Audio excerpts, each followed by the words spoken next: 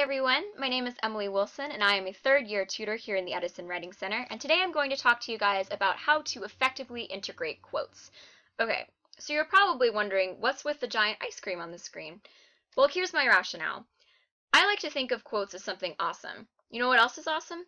Ice cream. So generally, if you're getting some nice, cool ice cream on a really hot summer day, like we often get here in Northern Virginia, you don't want someone to just hand it to you, right? Like you want to have it in a cone or a cup. It needs to be presented effectively. The same thing goes for quotes. Over my years of tutoring, I've noticed that a lot of students, including myself really, have struggled to integrate quotes effectively, and oftentimes it really takes away from their meaning. So in this presentation, I'm going to go over why we use quotes, how we can effectively integrate them, and what is a common mistake that I see from a lot of students, and then I'm just going to do a quick recap at the end. So let's get started. Alright, so first off, why do we use quotes? We use quotes to provide evidence, enter the discussion, bolster an argument, or to disagree, among many other things. But here's the most important thing, is we use quotes because the author states something in such a way that we really don't think we can paraphrase it. We don't include quotes just so that our teachers can be happy, right? Like we need to use a quote that is meaningful and that we can use as a jumping off point as we enter our own analysis in our papers. So how can we integrate quotes? You can use something called a signal phrase. This is where you introduce the author. You want to focus on your verb for sure. The verb is generally the strongest part of the sentence, and you want to avoid using a verb like state or says because neither of those are very meaningful because they're so overused. They're very cliche in academic writing, and it doesn't sound very good. So let's go through a quick little example. Here's the first one. Kruti Shah states that Stalin's cult of personality allowed him to create a godlike persona. So this is an example of a signal phrase. You introduce the author or the historian, and then you use a verb, so states, and then you integrate the quote. So there's nothing particularly wrong with this. It's just that states isn't a very interesting verb to use, and also you don't really build Kruti's credibility. You don't know who she is. In the second example, Kruti Shah, a prominent historian in the field, observes that Stalin's cult of personality allowed him to create a godlike persona. This example is a lot better. First of all, it builds Ms. Shah's credibility by calling her a prominent historian in the field. As a reader, you know that you can trust her in what she's saying. And then the writer also used a much stronger verb, observes. This verb is much more specific and much more meaningful in this context. All right, so here are a few more examples. Harvard University professor Matthew Smith suggests Vonnegut's strong anti-war sentiment resonated with Vietnam War protesters. Alejandro Marquez, one of the leading scientists for the project, warns that the drug's effects remain to be seen. Users should be cautious. And finally, calculus is absolutely necessary for the development of crucial reasoning skills and should be required for every high school student, recommends Keith Martin in his article, The Benefits of Higher Level Math.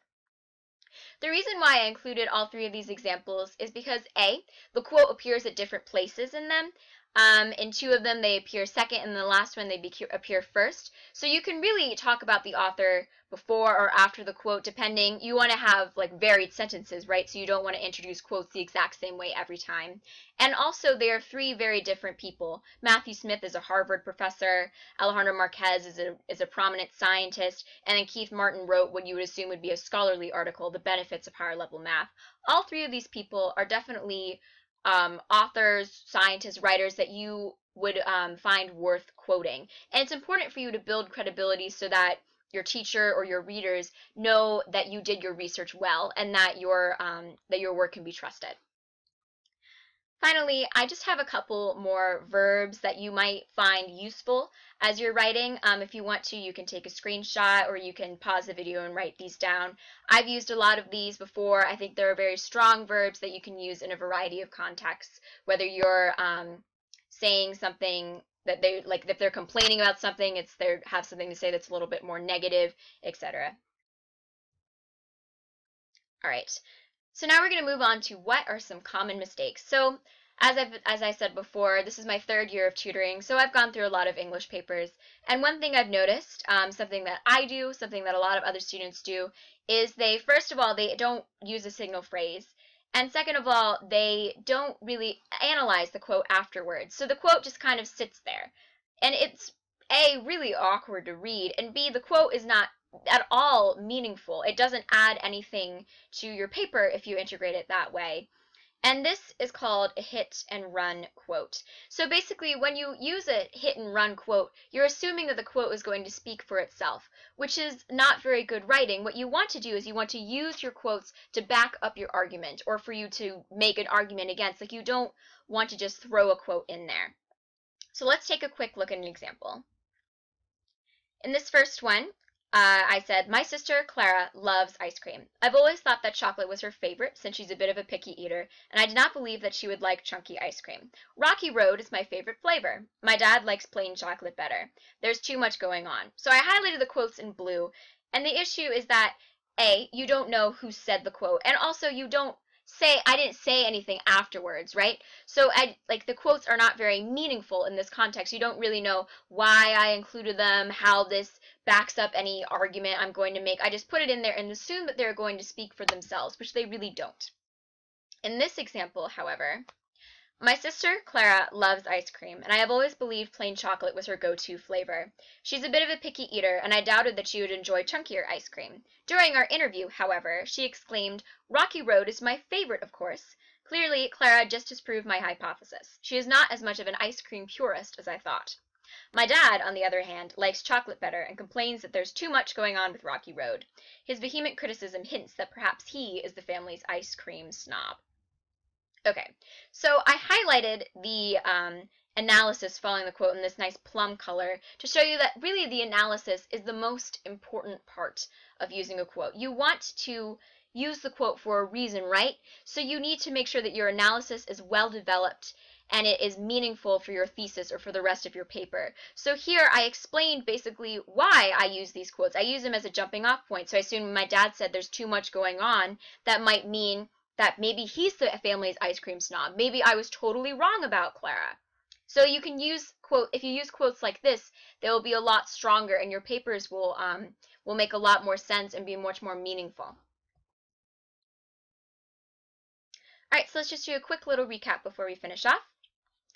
So you want to use quotes to supplement your argument, not as a substitute. So you don't just want to throw them in there and hope that they speak for themselves. You want to implement well-written signal phrases so that it's easy to understand who said the quote, and you want to use a nice strong verb so that you don't want to use something that's overused like states or says.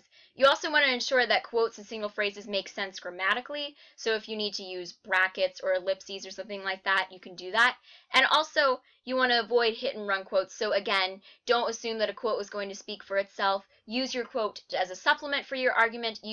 Make sure that you analyze the quote and use it for your paper. Alright, so that's that. If you have any questions about quote integration or you need help on anything, come visit the Edison Writing Center. We're open on Mondays and Tuesdays during A and B lunch, Wednesdays and Thursdays in C and D lunch, during Eagle Time on blue days, and also we're available after school on Thursdays. Thank you.